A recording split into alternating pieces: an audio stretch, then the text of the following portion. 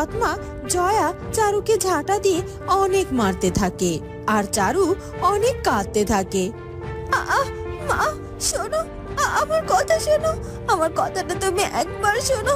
দেরি দেরি হবে বলে আমি লালুকে স্নান করানোর পর নিজে একটু স্নানও করিনি। দেখো না মা, আমার পরনের শাড়ি কেমন অর্ধেক ভিজে আছে। আর তাছাড়া অসীম কাকা বাবুর সাথে একটু কথা বলেছি, এছাড়া আমি কোথাও। সৎমা জয়া চারুলতাকে বাড়িতে দেরি করে ফেরার অপরাধে বেধড়ক পেটাতে থাকে। আজ এই মুখ পুরিটাকে মেরে আমার মনের জ্বালা মিটেছে। এই মুখ পুরিটার জন্য আমার মেয়ের ভালো করে বিয়ে পর্যন্ত দিতে পারবো না। মুখ পুরিটা সব কাজ ভালো পারে বলে সবাই ওর সুনাম করে, পড়াচ্ছি ওর সুনাম। ও যে হাত দিয়ে কাজ করে এত সুনাম অর্জন করেছে, আজ আমি ওর সেই দুখানা হাত ভেঙে গুড়িয়ে দেব। এরপর সৎমা জয়া চারুলতাকে আরো আঘাত করতে থাকে। ছাড়ো মা, ছাড়ো, আমার আমার হাতে যে বড্ড লাগছে, আমার হাত দুখানা যে ভেঙে যাবে। মা, আমার হাতে এইভাবে আঘাত করো না। ভাঙু, ভেঙে ফেলতেই তো আঘাত করছি। তখনই চারুলতার সৎ বোন মীরা সেখানে চলে আসে। মা, কি করছো কি?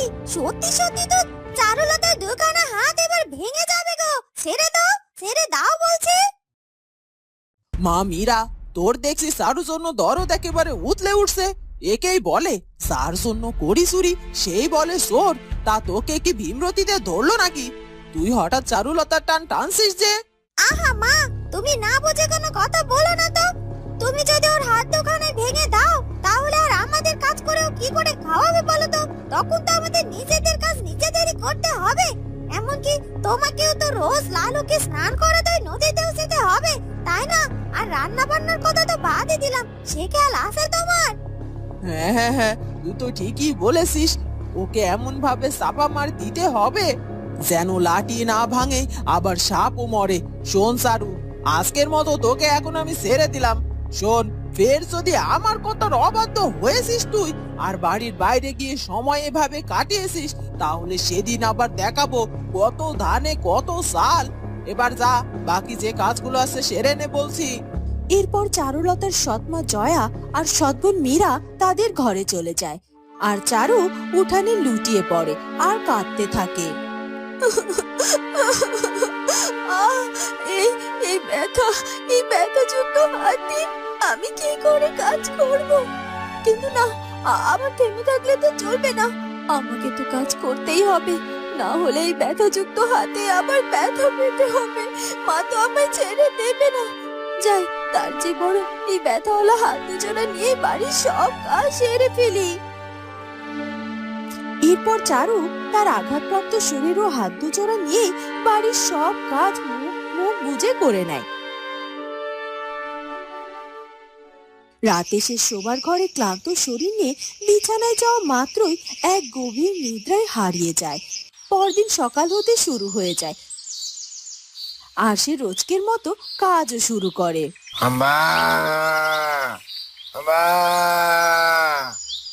লালু, তোকে স্নান করে নিয়ে আসি, চল।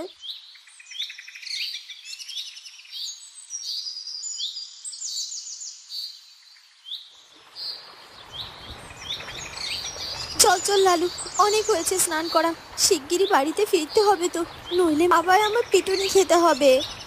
তুই আমার জন্য মায়ের কাছে পিটুনি খেয়েছিস কাল? আমার বড্ড খারাপ লেগেছিল রে। মনে হচ্ছিল তোর ওই সৎ মাকে আমার এই শিং দুখানা দিয়ে গুঁতো মেরে দি। না না লালু, এসব কথা মুখেও আনতে হয় না, সে তো আমাদের গুরুজন, তাই না? আর তাই আমাকে আঘাত করতেই পারে, আমরা কি সেটা করতে পারি বল?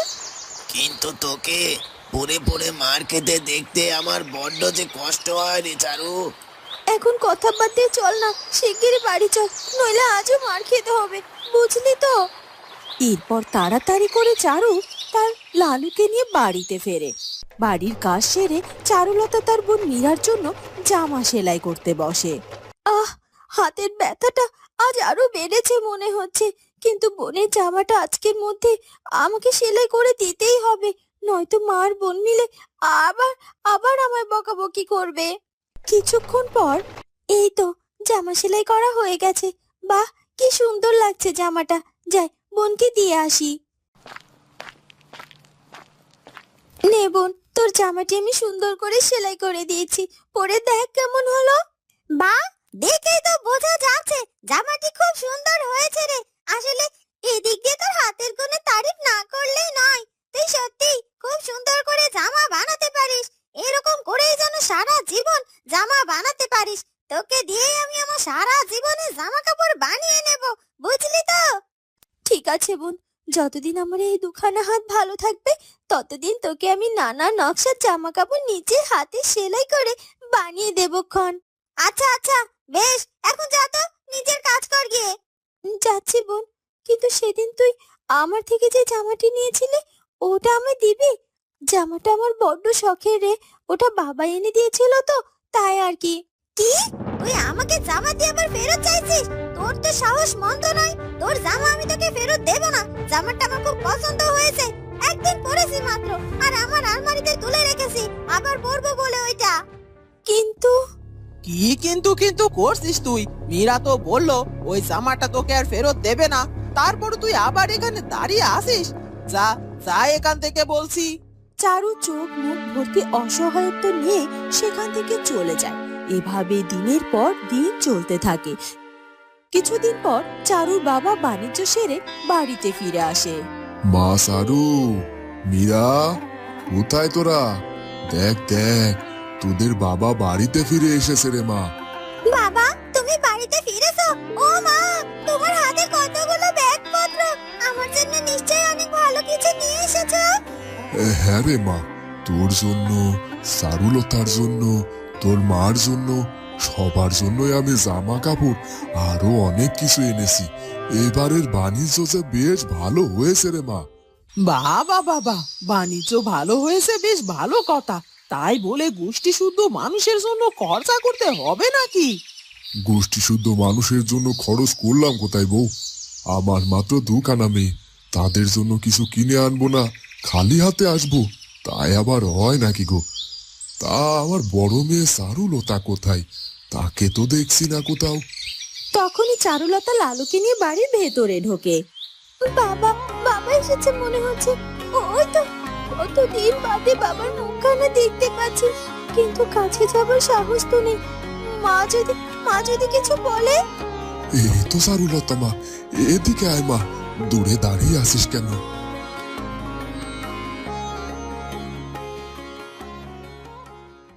এই তো বাবা, কেমন আছো তুমি? তোমার শরীর ভালো আছে তো বাবা? আগের চেয়ে অনেকটা রোগা হয়ে গেছে মনে হচ্ছে। খাওয়া দাওয়া ঠিক মতো করনি নাকি? না রে মা, শরীর আমার ঠিকই আছে। বাণিজ্য করতে গেলে এদিকে ওদিকে কত ছুটাছুটি করতে হয়, তাই তো শরীরটা একটু সেবে গেছে আর কি। তুই অত চিন্তা করিস না মা। দেখো দেখো জয়া, দেখো, তোমরা কেউ কিন্তু আমার শরীরের খোঁজ নাওনি। এতদিন বাদে বাড়িতে ফিরে এসেছি, কোথায় আমি কেমন আছি জানতে চাইবা, তা না তোমরা পড়ে রইলে আমি কি এনেছি কি না এনেছি সেগুলো নিয়ে। আর আমার মেয়ে সারুলতাকে দেখো, সবার আগে তার বাবার শরীরের দিকে নজর। এসব তো ওর মানুষের আকর্ষণ পাওয়ার কৌশল বাবা। ও খুব ভালো করে জানে কাকে কোন কথা বলে কাকে ঘায়াল করতে হয়, আর আমরা ওসব কিছু জানি না তো, তাই আর কি। মামিরা, তোমরা সারাদিন সারুলতার সাথে থাকো, তবুও সারুলতাকে বুঝতে পারলে না। সারুলতা সে ধরনের মেয়েই না। সারুলতাকে আমি খুব ভালো করে বুঝি। ও যে ওর মায়ের আরেকটা রূপ। ওর মা ঠিক ওর মতনই ছিল। বাবার মুখে মায়ের কথা বলতেই চারুলতার চোখে জল চলে আসে। কি মা সারুলতা, তোর চোখে জল কেন? মায়ের কথা মনে পড়লো বুঝি? আচ্ছা আচ্ছা, বেশ, মন খারাপ করিস না মা। আমি আর তোর মায়ের কথা বলে তোকে কষ্ট দেব না। তার চেয়ে বড় এটা ধর, দেখ তোর জন্য আমি একটা নতুন শাড়ি এনেছি রে মা। এখন তুই বড় হয়ে গেছিস, শাড়ি পরতেও শুরু করেছিস, তাই একখানা শাড়ি পছন্দ হলো আর তোর জন্য নিয়ে এলাম রে মা। এটা পরলে তোকে বেশ সুন্দর লাগবে রে মা। দাও দাও, চারুলতাকে তুমি শাড়ি চুড়ি জামা কাপড় যা খুশি দিয়ে দাও। ওগুলো তো আমি আর আমার মেয়ে আত্মসাৎ করে নেবই। আর তাই শুধু শুধু এখন তোমার সাথে কথা না বাড়ানোই ভালো হবে। না না বাবা, আমার শাড়ি জামা কিচ্ছু চাই না। আমার যে শাড়ি আছে তাতেই আমার চলে যাবে আরো অনেকগুলো দিন। তুমি বরং এটা মাকে আর বোনকেই দাও। এরপর চারু সেখান থেকে চলে যায়।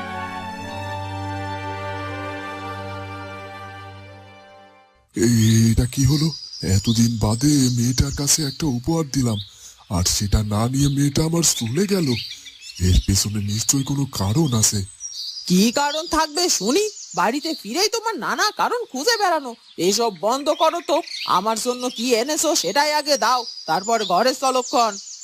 এরপর চারুর বাবা জয়া এবং মীরাকে তাদের জিনিসপত্র দিয়ে তারপর সে ঘরে চলে যায়। পরদিন